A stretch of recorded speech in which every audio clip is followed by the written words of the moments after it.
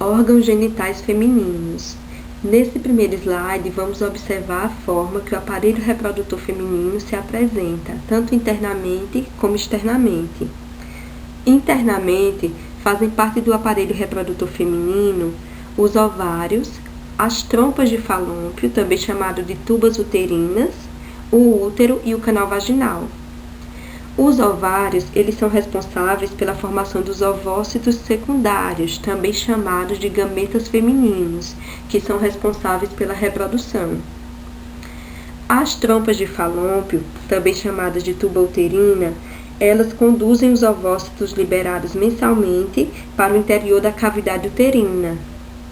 O útero, ele é um órgão muscular oco, onde se desenvolve o embrião e o feto, durante toda a gestação. E a vagina é um tubo muscular que se estende do útero à abertura externa da vagina. E durante a relação sexual, ela libera líquidos e também ela faz movimentos de contração que fazem com que o espermatozoide ele chegue de forma mais rápida ao útero. Externamente, os órgãos que fazem parte do sistema reprodutor feminino são o monte de Vênus, os grandes lábios, os pequenos lábios, as glândulas de Bartholin e o clítoris. Os órgãos genitais externos, eles têm 3 funções principais, que é permitir que o espermatozoide entre no corpo, proteger os órgãos genitais internos de organismos infecciosos e proporcionar o prazer sexual. Agora falaremos de forma isolada sobre cada um dos órgãos que fazem parte do sistema reprodutor externo. Inicialmente, vamos começar com o monte de Vênus. O monte de Vênus, também chamado de monte pubis, é uma proeminência arredondada formada de tecido adiposo que cobre o osso púbico. Durante a puberdade, ele fica coberto de pelos. O monte de Vênus contém também glândulas sebáceas, que são secretoras de óleos, que liberam substâncias que participam da atração sexual.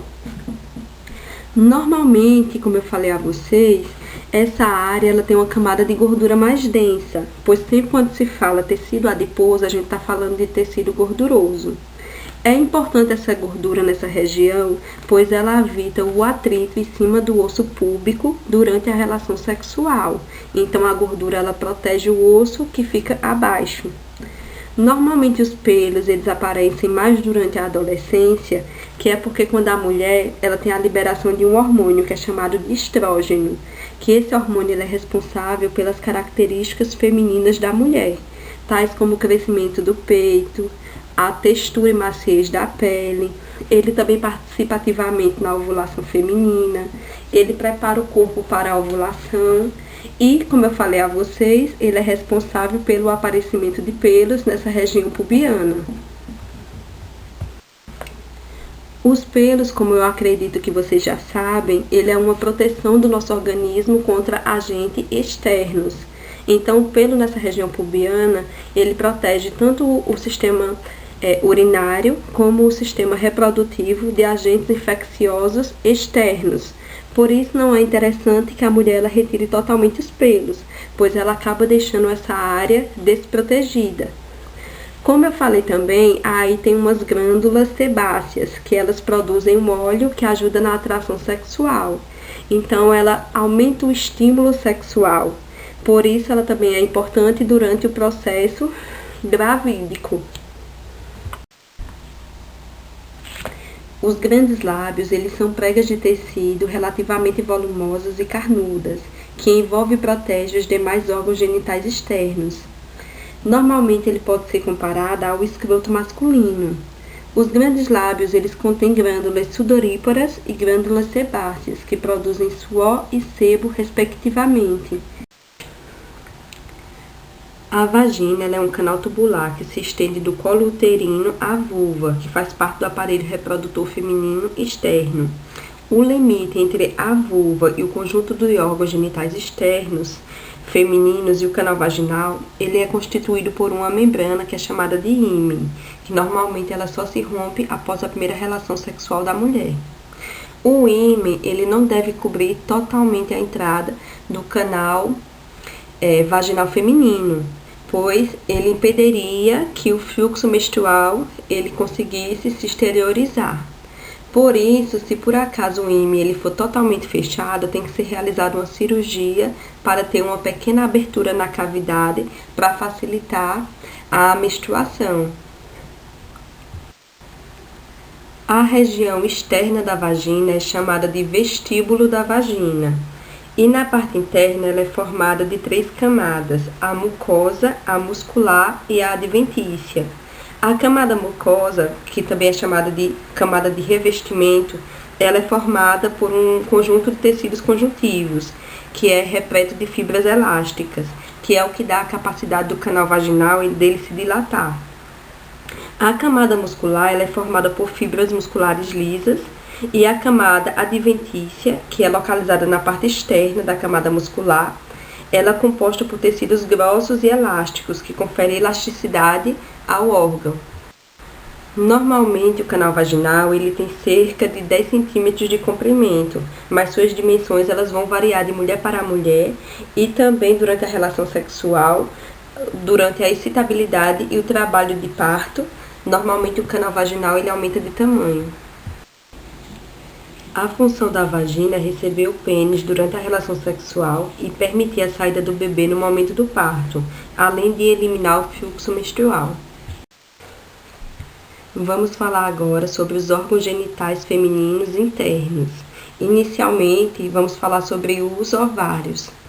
Conforme eu falei a vocês, os ovários eles são 2. A gente tem o ovário direito e o ovário esquerdo. E eles têm como função a produção dos hormônios sexuais femininos, que é a progesterona e o estrógeno, que é assunto da nossa próxima aula, e a produção e armazenamento de óvulos. Esses óvulos, eles são armazenados durante toda a vida da mulher. A mulher ela já nasce com eles, que são os ovócitos primários. Quando chega na fase da puberdade, os ovócitos eles vão amadurecendo mensalmente e são liberados lá nas trompas de Falópio, onde pode ocorrer a fecundação. Normalmente é só liberado um ovócito por mês, mas tem casos que a mulher ela amadurece e libera 2 ovócitos secundários por mês, o que se por acaso ela vinha engravidar, se 2 espermatozoides chegarem a fecundar, ela vai ter uma gestação chamada de bivitelina, onde cada uma dos bebês vai ter uma bolsa amniótica e uma placenta. Esses gêmeos eles são chamados de não idênticos. Anatomicamente, essas glândulas elas ficam situadas na cavidade pélvica, de ambos os lados do útero, logo abaixo das tubas uterinas, e sua forma se assemelha à de uma amêndoa. Em geral, elas medem 3 cm de comprimento, 1,5 cm de largura e 1 cm de espessura. A ovulação ela ocorre a cada 28 dias em média, isso vai de mulher para mulher, e um dos ovários produz um ovócito que, se fecundado por um espermatozoide, dará origem a um embrião humano. Agora vamos falar sobre o útero. O útero ele é considerado um dos órgãos mais importantes do sistema reprodutor feminino, pois é o local onde o óvulo, após fertilizado, ele se implanta. Ele tem a forma de uma pera invertida e é constituído por uma espessa camada de musculatura lisa. Sua extremidade superior ela é chamada de fundo e a inferior é chamada de colo uterino, e ela se projeta para o interior da cavidade vaginal, que normalmente é a parte que a gente consegue visualizar no exame de citológico. A cavidade interna do útero ela é revestida por uma mucosa. O próprio termo mucosa já significa tecido de revestimento. E essa mucosa ela é chamada de endométrio. Esse endométrio ele sofre alterações mensais durante o ciclo menstrual e é onde o óvulo fertilizado ele se implanta. Quando não ocorre a fecundação, o endométrio ele descama e é eliminado através da menstruação. O útero ele se localiza entre a bexiga urinária e o reto, e ele pode variar de tamanho e forma, de acordo com a idade e número de filhos que a mulher tiver. As tubas uterinas, anteriormente conhecidas como trompa de Falópio, ela também faz parte do sistema reprodutor feminino e ela é responsável por levar os ovócitos secundários até o útero. Ela é formada por 4 partes, que é a parte uterina, que se localiza-se na parede do útero, o istmo, que ele situa-se junto ao útero também, a ampola, que é a dilatação que se segue ao istmo, e o infundíbulo, que é a extremidade da tuba que se abre próxima ao ovário. Conforme podemos observar na aula de hoje, o processo de reprodução ele vai bem além da formação do zigoto. Todos os órgãos reprodutivos eles trabalham em conjunto para favorecer o encontro do espermatozoide com o ovócito secundário. Durante a relação sexual, o útero e o canal vaginal feminino, eles começam a fazer movimentos de contração, que fazem com que o espermatozoide ele chegue mais rápido até o ovócito secundário, que já tem um prazo de vida curto. Em geral, ele só sobrevive 24 horas. Durante a ejaculação, ocorre a liberação de substâncias químicas que fazem com que o canal vaginal e o colo uterino ele contraia ainda mais rápido, favorecendo a passagem do espermatozoide pelo canal vaginal e que ele chegue mais rápido ao ovócito secundário. Após a fertilização, quando um espermatozoide ele consegue penetrar o ovócito secundário, ocorre uma reação química para que os demais espermatozoides eles não consigam entrar no ovócito secundário ao mesmo tempo. Porque, em geral, se mais de um espermatozoide ele conseguir entrar no ovócito secundário, normalmente os embriões desses tipos eles não sobrevivem. Aí eu tô falando, minha gente, de quando 2 espermatozoides entram no mesmo ovócito. Há casos que quando são gêmeos bivitelinos, que é 2 espermatozoides, eles fecundam ovócitos secundários diferentes. Aí as crianças elas nascem com características diferentes. Há casos de univitelinos, que é quando um espermatozoide ele entra no ovócito secundário e ele se multiplica, e dá origem a 2 embriões que, em geral, eles são gêmeos idênticos. 2 espermatozoides em um mesmo ovócito secundário é uma raridade, pode acontecer, mas, em geral, os embriões eles não sobrevivem. O ovócito secundário que é produzido pela mulher, ele tem um tempo de vida curto, que é de 24 horas. O espermatozoide produzido pelo homem, a partir do momento que está dentro do canal vaginal e ele caminha em direção ao útero, ele pode esperar para encontrar o ovócito secundário até 5 dias. Então, o espermatozoide ele pode permanecer vivo dentro do organismo da mulher durante 5 dias e após esses 5 dias ocorre a fertilização. Normalmente, tem pessoas que falam que tomam aquela pílula do dia seguinte e ela não funciona.